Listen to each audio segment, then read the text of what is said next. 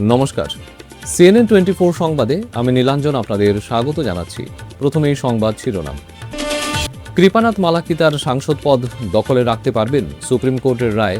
হাফিজ রশিদ চৌধুরীর দায়ের করা মামলায় হাইকোর্টে ফের শুনানি হবে। দীর্ঘদিন ধরে হারাঙ্গাজাও রেল লাইন একই অবস্থায়, আগামীকালও পাহাড় লাইনে শিলচর গুয়াহাটি একজোড়া ট্রেন। কাবুগঞ্জে রোড সেলফির নামে অর্থ আদায়ের অভিযোগ, তীব্র প্রতিবাদ শিলচর ট্রাক ড্রাইভার্স অ্যাসোসিয়েশন। ধলাইয়ে ৮ কোটি ড্রাগস বাজেয়াপ্ত, গ্রেফতার ২। গান্ধী ভবনের অবস্থায় রূপমের ক্ষোভ, সত্য সংস্কারের দাবি। এবারে সংবাদ বিস্তারিত।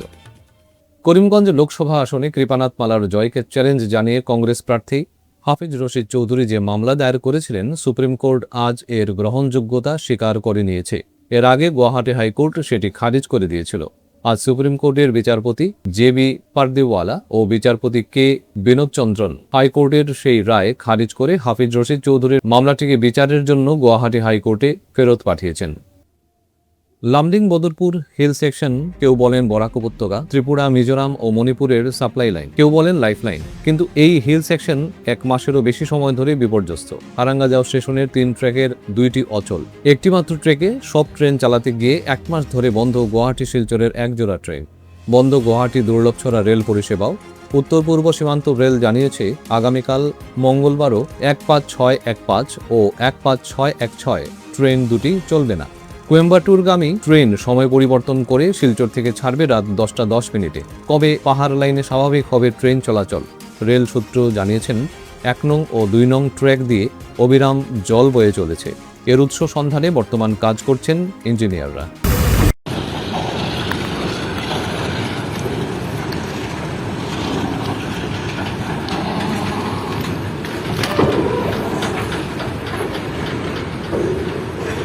हेलो गाइस, अभी है 6 अगस्त और मॉर्निंग का टाइम है। मैं भी हूँ ट्रेन में और मैं हूँ अभी सिलचर गुवाहाटी जो ट्रेन रूट है उस पर। और देखिए ये हारंगाजाव का जो एरिया है जो डैमेज हो गया था, उसका भी का सिचुएशन आप देख सकते हैं।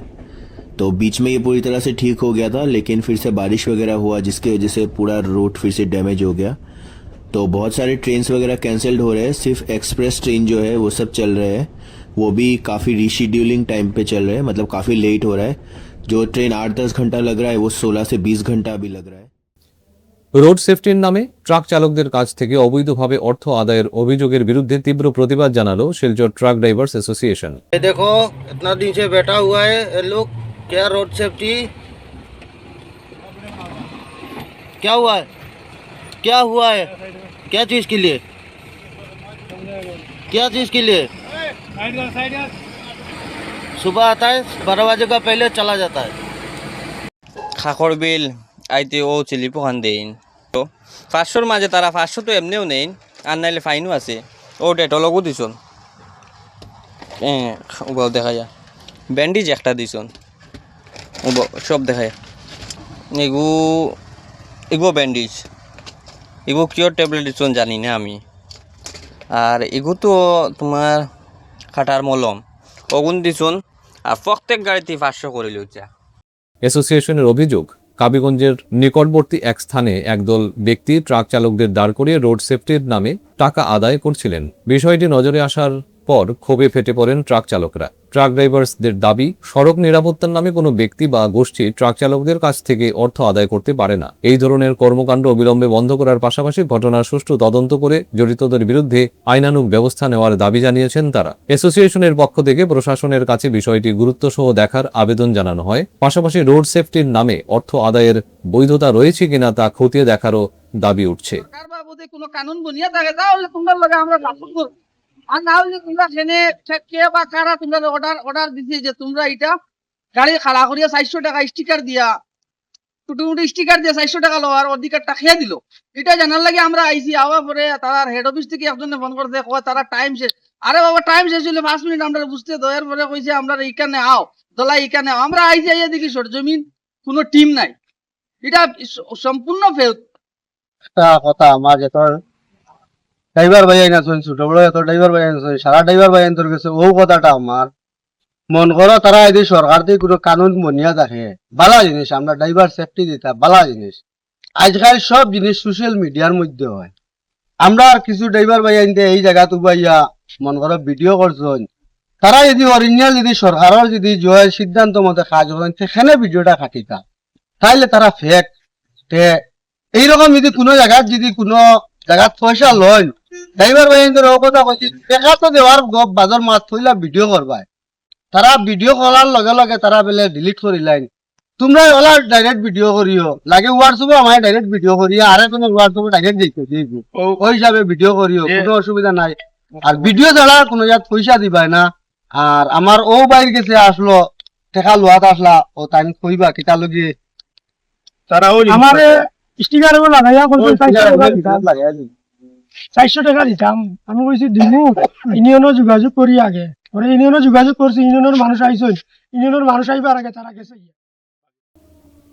কাছাড়ের ড্রাগসের বিরুদ্ধে পুলিশের অভিযান অব্যাহত রয়েছে। কাছাড়ের senior police super Parthapratim Das জানিয়েছেন, গতকাল গোপন সূত্রের তথ্যের ভিত্তিতে ধলাই থানার অন্তর্গত সপ্তগ্রামে একটি স্কুটি আটক করা হয়। ওই স্কুটিতে 4টি প্যাকেটে ছিল 40,000 সন্দেহজনক ইয়াবা ট্যাবলেট। বাজেয়াপ্ত ওই 4 কেজি 363 গ্রাম ট্যাবলেটের বাজার মূল্য 8 কোটি টাকা হবে বলে এসএসপি জানিয়েছেন। এই ঘটনায় চালক ও সহযাত্রী সহ 2 জনকে গ্রেফতার করা হয়েছে। ধৃতরা হল জিয়াবুর রহমান বরবইয়া এবং তৈবুর রহমান বরবইয়া। দুজনের বাড়ি গ্রাম ধলাই থানার সপ্তগ্রামে। এসএসপি দাস আরও জানান, ইয়াবা ট্যাবলেট বাজেয়াপ্ত করার পর তৈমুর রহমান বরবইয়ার গুদামে তল্লাশি চালানো হয়, যেখানে 155 কেজি বার্মিজ সুপারি উদ্ধার করা হয়। গান্ধী ভবনের বর্তমান অবস্থায় গভীর ক্ষোভ প্রকাশ করেছে রূপম সাংস্কৃতিক সংস্থা। হলের ভেতরের দর্শকদের স্বস্তিতে বসে অনুষ্ঠান উপভোগের ন্যূনতম পরিবেশ নেই পর্যাপ্ত সংখ্যক ফ্যান, কয়েকটি আবার থাকলেও ঘোরে না, এমনকি গ্রিন রুমেও ফ্যানের ব্যবস্থা নেই। ফলে অসহনীয় গরমের মধ্যে দর্শক ও শিল্পীদের চরম দুর্ভোগের সম্মুখীন হতে হয়। শিলচর শহরের গুরুত্বপূর্ণ সাংস্কৃতিক অনুষ্ঠানস্থলের এমন পরিস্থিতি গ্রহণযোগ্য নয় বলেই অভিমত প্রকাশ করেছেন রূপমের কর্মকর্তারা। তাদের কথায়, গান্ধী ভবনের মতো একটি হল যদি সাংস্কৃতিক অনুষ্ঠান আয়োজনের উপযোগী না থাকে, তাহলে তা অত্যন্ত দুঃখজনক এবং তা শিলচরের সাংস্কৃতিক পরিকাঠামোর প্রতি চরম অবহেলারই প্রতিফলন। মোহনপুর বর্ণিমুখ কোয়ারপাড় এলাকায় ব্রিজের নিচে অজ্ঞাত পরিচয় ব্যক্তির মৃতদেহ উদ্ধারের ঘটনায় এলাকায় চাঞ্চল্য ছড়িয়েছে। সোমবার সকালে স্থানীয় জনতা নালার মধ্যে মৃতদেহটি দেখতে পেয়ে পুলিশকে খবর দেন এবং দ্রুত ঘটনাস্থলে লোকজন জমায়েত হয়। প্রাথমিক তদন্তে মৃতদেহটি 2-3 দিন আগের বলে ধারণা করা হয়েছে। তবে মৃতদেহটি স্থানীয় নাকি নালার স্রোতে প্রবাহে অন্য জায়গা থেকে ভেসে এসে আটকেছে তা স্পষ্ট নয়। পুলিশ ঘটনাস্থলে পৌঁছে মৃতদেহটি উদ্ধারের পর ময়নাতদন্তের জন্য পাঠিয়েছে এবং পরিচয় শনাক্তের চেষ্টা শুরু করেছে। পুলিশ সূত্রে জানানো হয়েছে, কারো কাছে মৃত ব্যক্তির পরিচয় বা ঘটনা বিষয়ক কোনো তথ্য থাকলে দ্রুত নিকটস্থ থানার সঙ্গে যোগাযোগ করার অনুরোধ করা হয়েছে। ফিরছে একটা বিরতির পর, আপনারা সবাই সঙ্গে থাকুন। বেস্ট কেয়ার মেডিকোস আপনাদের দীর্ঘস্থায়ী এবং সুস্থ জীবনের দিকে আরো এক কদম এগিয়ে দিতে আমরা বদ্ধপরিকর। আমরা বেস্ট কেয়ার মেডিকোস। আমাদের ঠিকানা ইটখোলা অপোজিট দুর্গা মন্দির। যোগাযোগ 8472804476 অথবা 9707585025। এখানে যে কোনো ধরনের ওষুধের উপর আপনি পেয়ে যাবেন ফ্ল্যাট 20% ডিসকাউন্ট। এছাড়াও আমাদের সমস্ত ওষুধ একেবারে অরিজিনাল। আপনারা বেস্ট দামে বেস্ট মূল্যের ওষুধ পাবেন বেস্ট কেয়ার মেডিকোসে। ফিরে এলাম বিরতির পর। ভারতীয় রেডক্রস সমিতি শিলচর জেলা শাখার বিভিন্ন গুরুতর সমস্যা নিয়ে সোচ্চার হলেন একাংশ আজীবন সদস্য। রবিবার বিকেলে শিলচর রেডক্রস মেম্বার্স ফোরাম এর উদ্যোগে আয়োজিত একটি সভায় এ ব্যাপারে গভীর উদ্বেগ প্রকাশ করা হয়। এই ঐতিহ্যবাহী প্রতিষ্ঠান সমূহ জটিল পরিস্থিতি নিরসনে দ্রুত কার্যকর পদক্ষেপ গ্রহণের উপর গুরুত্ব আরোপ করা হয়। জেলা শাসক পদাধিকার বলে শিলচর রেডক্রসের প্রেসিডেন্ট, তাই জরুরিকালীন ভিত্তিতে তার হস্তক্ষেপের আর্জি জানানো হয়। তারা মুখ্যমন্ত্রী হিমন্ত বিশ্ব শর্মার কাছে স্মারকপত্র পাঠানোরও সিদ্ধান্ত নেন। শিলচর রেডক্রসে নবনির্মিত 16টি কক্ষ যাতে কোনো অবস্থায় ব্যক্তিগত স্তরে কারো কাছে হস্তান্তর করা না হয় তা সুনিশ্চিত করার বিষয়টি মূল দাবির মধ্যে রয়েছে। সমূহ অভিযোগের তীর তাক করা হয়েছে প্রাক্তন বিধায়ক দীপায়ন চক্রবর্তীর বিরুদ্ধে। কেন ইলেকশন হয় না, 2020 যে সময় মেম্বারশিপ ড্রাইভ দেওয়া হলো, এই মেম্বারশিপ ড্রাইভটা হঠাৎ অ্যাবরাপ্টলি কেন বন্ধ করা হলো? এটা কিন্তু 24, 25, 26 প্রায় শেষের পথে 3 বছর হতে চলল, আমি কোনো উত্তর পাইনি। চেয়ারম্যান উত্তর দেননি, আর রেড ক্রস সোসাইটির স্টেট কমিটি কোনো উত্তর দেয়নি। 2 নম্বর, আমি যে আমার সম্পর্কে যেগুলো বলেছেন, অনেকে আজকে ওদের পরিবার থেকে সাহায্য করা হয়েছে,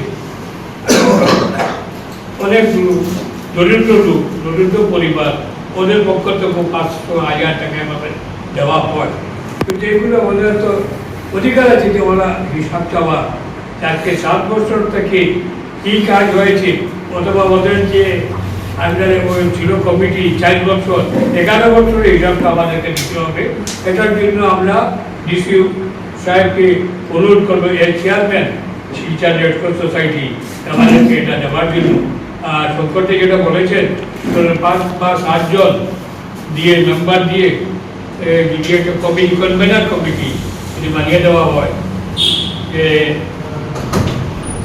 আগামী এটা হিসাব দেওয়ার জন্য। 2 নম্বর, 70 জন রেড ক্রসের ইলেকশন করা হয়। ইলেকশন করা হলে যারা ইচ্ছুক ছিলেন, এদের মধ্যে অনেক লোক মারা গেছে, বড় দুঃখের ব্যাপার। এর মধ্যে একজন আপনারা সবাই চিনবেন, রুজি চক্রবর্তী, আমার আমার রামমোহন চক্রবর্তীর মেয়ে, ভদ্রমহিলা, বড় অ্যাক্টিভ ছিলেন। আমাকে বলতেন যে না, আমার ইচ্ছা, আমি রেড ক্রসে আসবো, কিন্তু ওর তো এই যে অপূরণ হয়ে গেল, দীপঙ্কর চক্রবর্তী দিতে পারবে, দিতে পারবে না, কিন্তু আরও অনেক ভালো গেছে, আমার লিস্ট আমার কাছে আছে। এই সময় যা হয়েছে আমরা হিসাব চাই এবং আমরা 25% কমিটির ইলেকশন চাই, এই দুটোই আমাদের দাবি। পরপর নেশা সামগ্রী বাজেয়াপ্ত করে নজর কাড়ল বরখলা পুলিশ। এক বিশেষ অভিযানে উদ্ধার হল বিপুল পরিমাণ অবৈধ বিদেশি সিগারেট। বরখলার বালাছড়া টোলগেটে অভিযান চালিয়ে পুলিশ 1720 প্যাকেট অবৈধ বার্মিজ সিগারেট বাজেয়াপ্ত করেছে। এই চোরাচালানের সঙ্গে জড়িত থাকার অভিযোগে পুলিশ 2 পাচারকারীকে গ্রেপ্তার করেছে। ধৃতরা ভাগা ইসলামাবাদের রাহুল হোসেন বরভুইয়া ও ভাগা সপ্তগ্রামের সাজিদ আহমেদ লস্কর। গুয়াহাটি যাওয়ার পথে বালাছড়া টোলগেট থেকে আটক করে তাদেরকে। এই চক্রের মূল শিকড় কোথায় এবং এই অবৈধ বার্মিজ সিগারেট কার উদ্দেশ্যে নিয়ে যাওয়া হচ্ছিল তা জানতে পুলিশ তদন্ত জারি রেখেছে।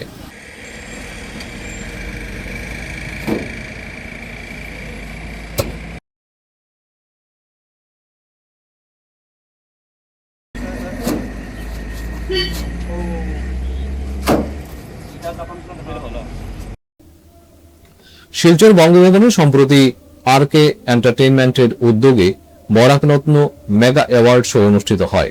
7 সিস্টার সাইন ইন অ্যাওয়ার্ড নামে মাধ্যমে অনুষ্ঠানের কর্ণধার প্রদ্যুৎ আচার্য মিডিয়া পার্টনার এনি 24 চ্যানেলের কর্ণধার সঞ্জীব ভট্টাচার্যকে উত্তরীয় এবং মানপত্র দিয়ে সম্মাননা জানান। একই সঙ্গে সাংবাদিক জয়া আচার্য এবং চ্যানেলের ম্যানেজার তথা সাংবাদিক রাজা কংসবণিককে সম্মাননা জানানো হয়। রবিবার উধারমন্দির শ্রী শ্রী কাচাকান্তি মাতার মন্দিরের সভাগৃহে পুরোহিত প্রশিক্ষণ কেন্দ্র শিলচর কেন্দ্রীয় কমিটির উদ্যোগে এক বিশেষ সাধারণ সভা অনুষ্ঠিত হয়।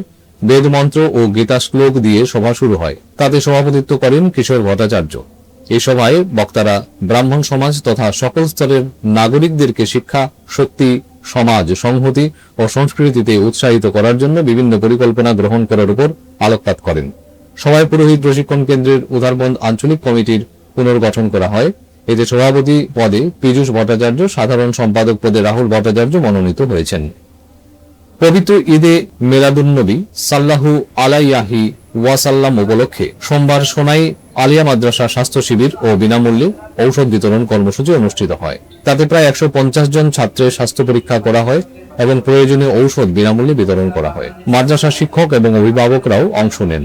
শিবিরে স্বাস্থ্য পরীক্ষা করেন সোনাই ব্লক প্রাথমিক স্বাস্থ্য কেন্দ্রের হরিণা পিএইচির চিকিৎসক সালমান বরভুইয়া, সিএইচও আফসারা তাহেরা লস্কর, ছিলেন এএনএম রুহিনা পারভিন চৌধুরীও।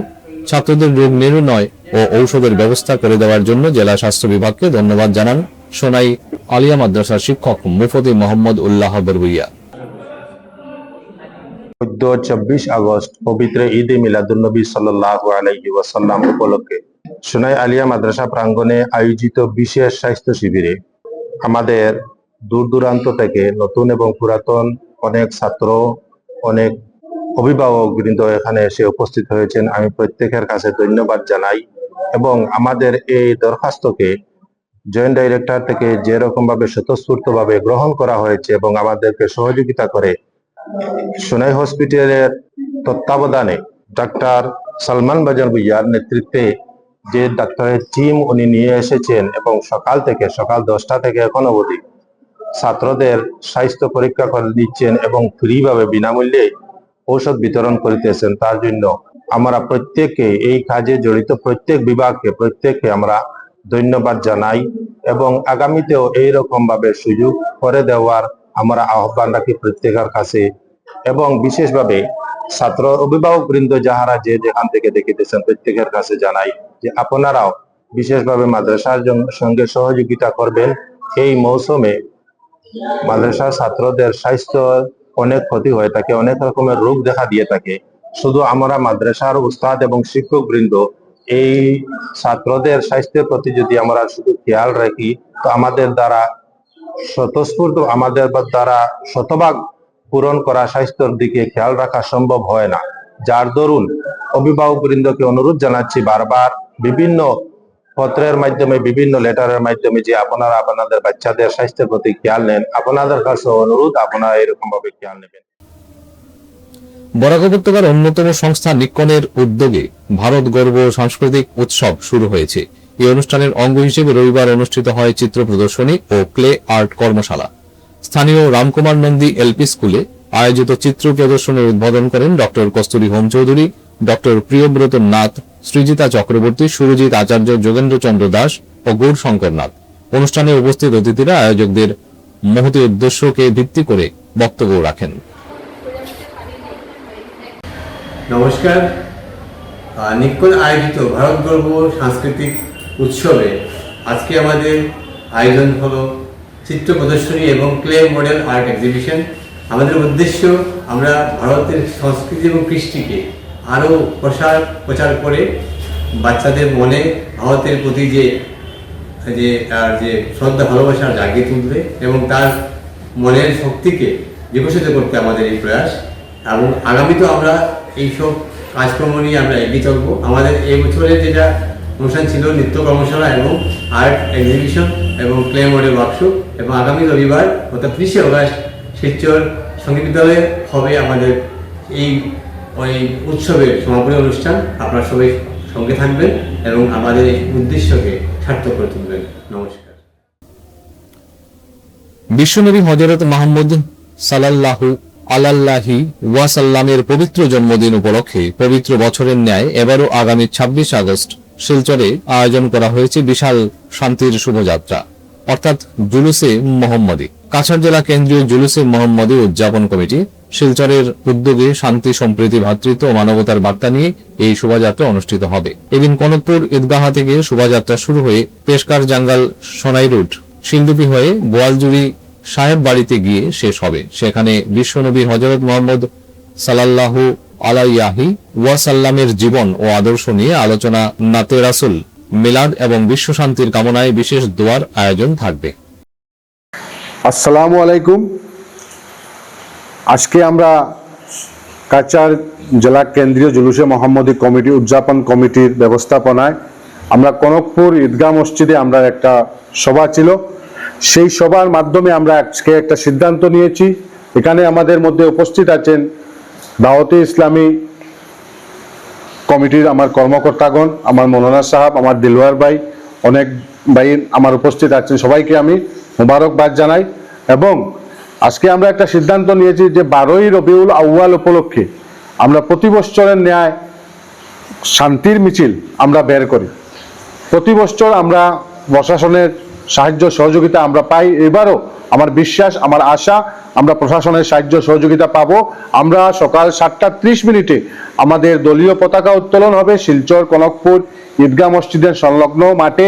এখানে আমাদের দাওয়াতে ইসলামী ভাইয়েরা এবং আমাদের আলিম উলামাগণ এখানে উপস্থিত থেকে পতাকা উত্তোলন করবে। তারপরে আমরা শান্তি মিছিল বের করে আমরা কাজীদর আউলিয়া বাজার সোনাবাড়িঘাট হয়ে আমরা বোয়ালজুড়ি সাহেব বাড়িতে, সোনাই সমষ্টির বোয়ালজুড়ি সাহেব বাড়ির যে হযরত মৌলানা মরহুম জমিরুদ্দিন সাহেবের রওজা সংলগ্ন মাঠে এখানে আমাদের দোয়া অনুষ্ঠান হবে।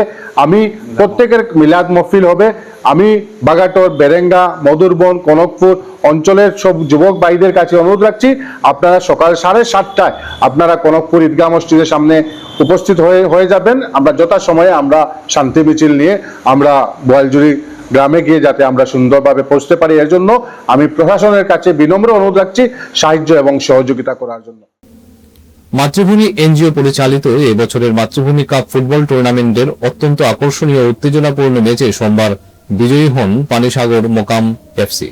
ধলাইয়ের বাম নিত্যানন্দ উচ্চতর মাধ্যমিক বহুমুখী বিদ্যালয়ের খেলার মাঠে এদিন রোমাঞ্চকর ও শ্বাসরুদ্ধকর সাডেন ডেথ প্রতিপক্ষ ধলাই খাসিয়াপুঞ্জিকে 7-5 গোলে পরাস্ত করে দ্বিতীয় রাউন্ডে চলে যায় পানিসাগর মোকাম। খেলার প্রথমার্ধ থেকেই দুই দল প্রতি আক্রমণে মেতে ওঠে। ম্যাচের 13 মিনিটে পানিসাগর মোকাম দলের স্ট্রাইকার মুক্তা চমৎকার গোল করে দলকে এগিয়ে নেন। এরপর 19 মিনিটে পানিসাগর দলের দ্বিতীয় গোল করে গ্রেডলি। তবে গোল খেয়ে পিছিয়ে পড়েও দমে যায়নি ধলাই খাসিয়াপুঞ্জি। প্রথমার্ধে 26 মিনিটে এক দুর্দান্ত ফ্রি কিক থেকে ধলাই খাসিয়াপুঞ্জির হয়ে একটি গোল পরিশোধ করেন এডি। 2-1 গোলের লিড নিয়ে বিরতিতে যায় পানিসাগর মোকাম এফসি।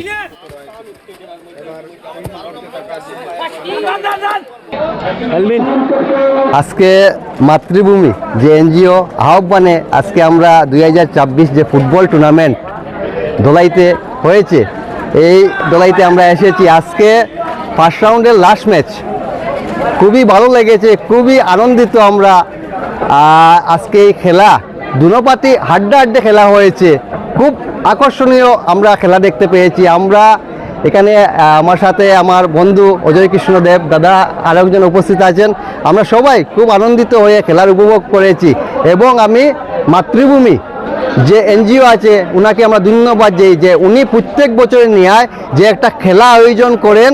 আমরা দেখেছি অনেক ব্যস্ততা থাকে, ব্যস্ততার জীবন থাকে অনেক মানুষের, আমাদের সবার ব্যস্ততা থাকে, কিন্তু উনি চিন্তাধারা করেছেন যে এই ব্যস্ততার মধ্যেই, এই জীবনের মধ্যেই একটা খেলা দিয়ে এই মাতৃভূমি খেলা দিয়েছে।